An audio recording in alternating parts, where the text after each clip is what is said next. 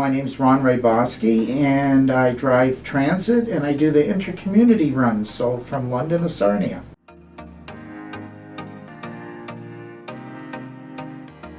Well, that is an issue, of course, and you do have to trust the snowplow drivers going to also be paying attention. But I would try to get as close to the right as possible. Worst case scenario, if I really can't pull over, I'm going to stop. And I'll let the plow go around me at that point. The biggest problem is the blade, not the truck itself. So you want to make sure that, there's enough room. But that's basically how I deal with it.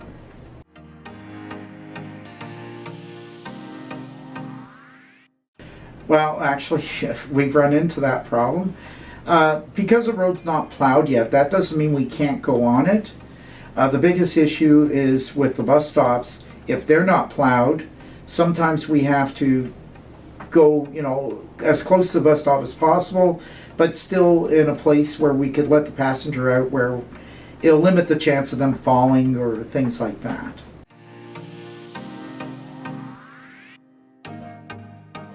Well, I don't get too much snow buildup, but of course the wipers, you'd use wipers.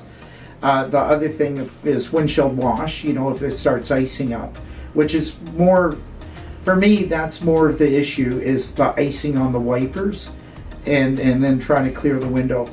Of course, if it really gets bad, you pull over, you stop, you clear it.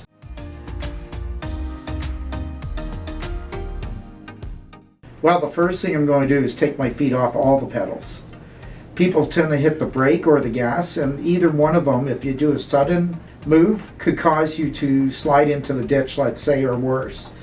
The other thing, of course, is that you would turn in, if you're skidding, you turn into the skid, because the rear wheel drives our buses, which is what we're taught to do, but basically you allow the gravity to work. You allow the bus to just slow down.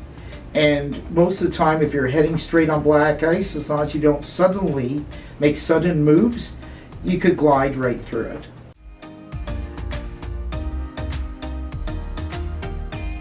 Very light foot on the gas. Biggest problem a lot of people have, especially if they get stuck.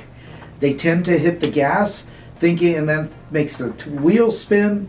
The faster wheel spin, the more you dig into snow. And generally, one of two things going to happen.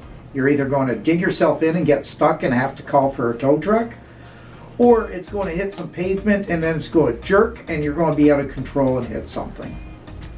So you just, very light foot. And that's basically what I do for all winter driving in bad conditions.